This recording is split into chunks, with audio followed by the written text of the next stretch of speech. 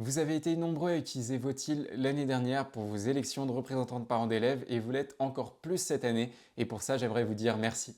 Aujourd'hui je vous fais un tutoriel détaillé. On avait déjà une version de 5 minutes qui permettait de prendre un petit peu connaissance du logiciel, mais ici le but est vraiment de vous emmener à travers toutes les étapes, y compris la récupération des listes sur onde et le paiement. Je tiens à préciser qu'il n'y a rien de compliqué, il suffit de se laisser guider à travers les étapes une fois qu'on est dans le logiciel. Par ailleurs, toutes les étapes jusqu'au paiement, y compris tester le vote, sont gratuites et modifiables. Nous n'allons pas vous obliger à payer et vous pouvez le refaire autant de fois que vous le souhaitez. La liste des parents est modifiable, le nombre de classes aussi, vous pouvez même réimporter votre fichier CSV si nécessaire ou encore supprimer toutes les données. C'est pourquoi si vous êtes un petit peu aventurier, je vous invite à tester et à vous familiariser un petit peu avec l'outil avant même de regarder la suite de ce tutoriel. Ceci étant dit, si vous préférez être accompagné, c'est avec plaisir que je vous souhaite un bon visionnage. Pour commencer, on va s'inscrire sur le site. Je me rends donc sur votil.fr, je clique sur école et j'entre mon RNE. Je clique sur confirmer, mais attention, avant de valider, je vais me rendre sur le webmail académique pour ajouter les 2 adresses email de Votil à mes contacts afin d'éviter qu'elles passent en quarantaine. Il faut donc cliquer sur le bouton ajouter un contact tout en haut à gauche. Dans le prénom, je vais mettre votil1 et puis l'adresse mail sera votil@edifice.io. Je peux valider et puis créer un deuxième contact où je vais mettre votil2 avec l'adresse contact@votil.fr. C'est bon, je peux revenir sur mon onglet et cliquer sur valider. J'ai reçu un email de confirmation avec un lien sur lequel je peux cliquer pour définir mon mot de passe et activer mon compte. Une fois que c'est fait, je vais pouvoir me connecter. J'entre donc mon RNE et le mot de passe que j'ai défini et puis je clique sur se connecter. Je reçois alors un code PIN par email que j'entre pour confirmer ma connexion. Toutes les étapes pour configurer un vote sont indiquées et il y a 3 onglets dans lesquels je peux me balader. La première étape, c'est le tutoriel. Si vous êtes en train de regarder cette vidéo, vous n'aurez probablement pas besoin d'y aller.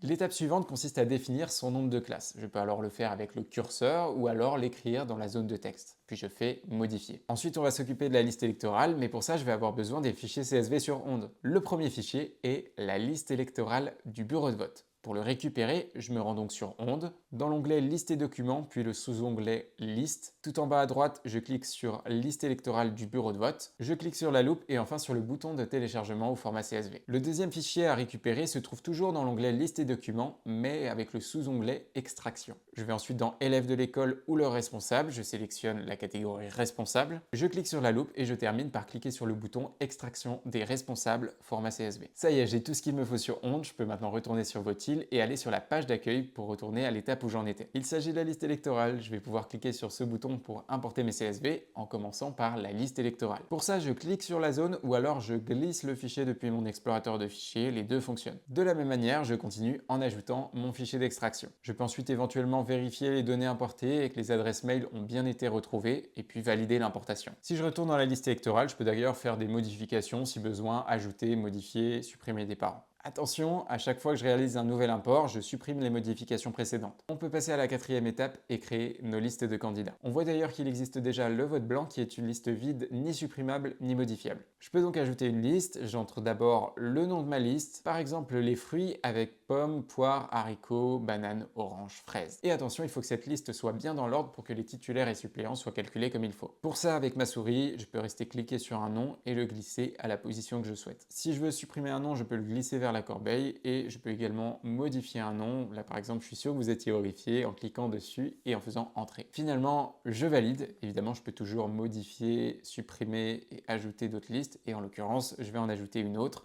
Les légumes. On a donc la tomate, la carotte, le haricot qui s'était perdu tout à l'heure et la courgette. C'est bon pour les listes, je peux maintenant revenir à l'accueil et puis me rendre sur étiquette. Le texte qui se trouve ici est la notice de vote qui sera écrit sur les demi-feuilles A4 distribuées aux parents. Je peux alors, si je le souhaite, personnaliser le texte et puis revenir à l'accueil. Finalement, c'est le moment de tester le vote. Nous allons tout faire comme si nous organisions l'élection officielle à la différence près qu'on n'envoie pas d'email aux parents. Attention, c'est à partir de ce moment-là que le bureau de vote devra être présent pour l'élection officielle. Ici, c'est un vote de test. Vous pouvez faire d'ailleurs des votes de test de votre côté, mais pour le jour J, il faudra y veiller. Je dois commencer par valider la liste des parents. Si tout est bon pour moi, je clique sur valider. De la même manière, je vérifie les listes et ensuite je définis ma date de fin qui est par défaut au 10 octobre. Normalement, je ne devrais pas avoir à la modifier. Là, c'est un moment assez important et il faut bien lire les instructions à l'écran. Ce qui est expliqué, c'est que nous allons obtenir 3 clés sous forme de QR code que l'on va devoir imprimer sans enregistrer. Attention, au moment du dépouillement, nous aurons besoin de 2 de ces 3 clés. Cela permet de répartir le pouvoir en au moins 2 personnes sans devoir tout recommencer si quelqu'un perd sa clé. On peut donc distribuer ces 3 clés à 3 membres différents du bureau de vote qui devront donc bien évidemment les garder en sécurité. Maintenant que c'est clair, on peut y aller.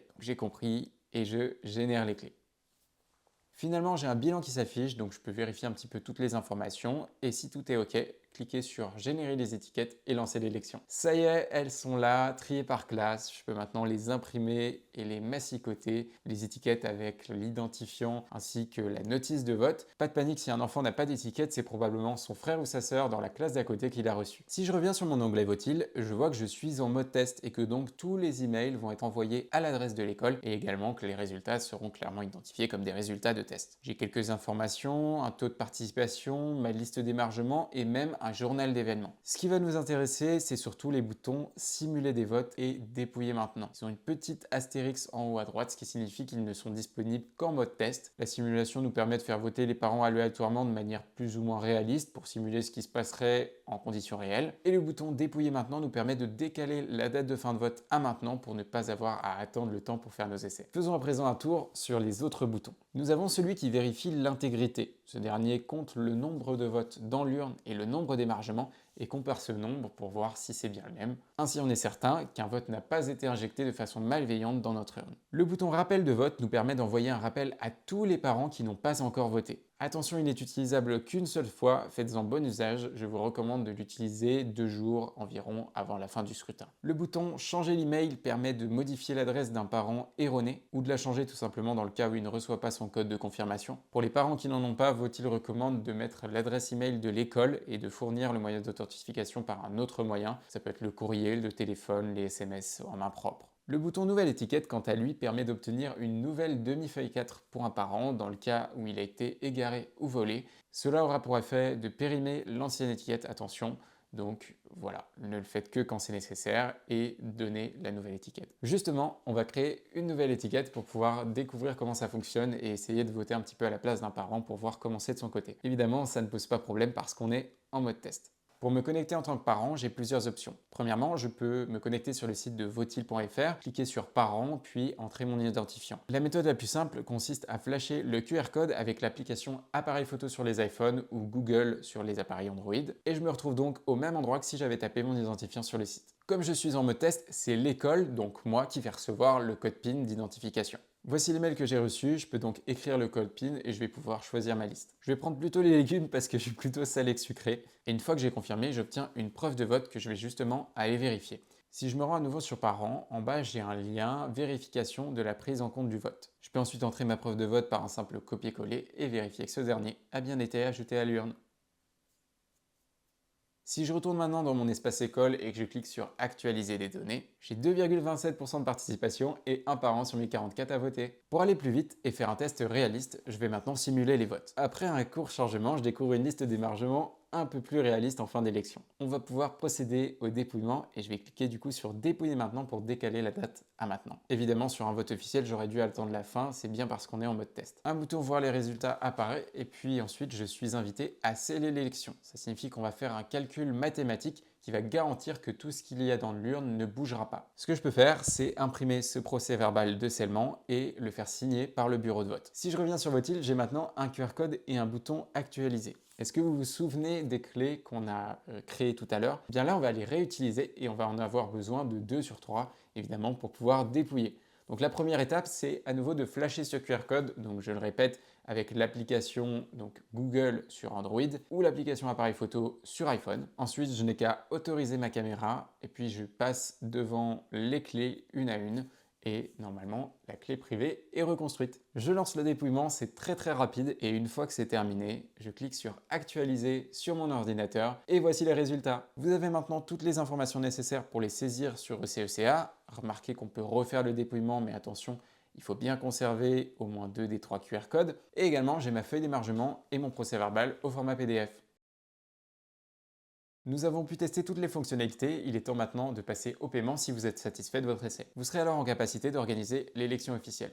Pour ça, j'ai le choix entre cliquer sur Achat pour 2025 ou alors sur l'onglet Paiement. Ici, plusieurs options s'offrent à moi. Il y a le paiement Chorus qui est utilisé et recommandé par la plupart des écoles, mais il y a également la possibilité de payer en direct pour les écoles privées ou ceux qui n'ont pas obtenu l'accord de la mairie. Ça se fait par carte ou par virement bancaire, mais je ne vais pas le détailler ici. Dans le cas d'un paiement Chorus, donc, il y a deux options distinctes. Cela dépend du nombre d'écoles qui souhaitent utiliser Votil dans votre commune. Dans le cas où c'est votre mairie qui vous invite, les démarches sont déjà probablement en cours avec la deuxième option, donc vous n'avez rien à faire. Dans tous les cas, il est nécessaire de nous fournir un bon de commande ou un devis signé afin que nous puissions envoyer la facture sur Chorus Pro. À réception du paiement, nous activons la licence et pas de panique si vous êtes en retard, il suffit de nous le signaler et nous ferons en sorte que tout soit fonctionnel pour octobre. Voici comment obtenir un devis. Je clique sur ce bouton puis je coche la case pour n'afficher que les mairies. Enfin, je tape ma commune, par exemple Dijon. Toutes les informations sont automatiquement remplies grâce aux API publiques du gouvernement et je n'ai plus qu'à cliquer sur obtenir un devis. Il est alors téléchargé automatiquement. Une fois le paiement effectué, voici à quoi ressemble la page. Et en présence du bureau de vote et au moment de l'élection et après paiement, je pourrais revenir sur la page d'accueil et cliquer sur le bouton numéro 8 pour lancer le vote officiel.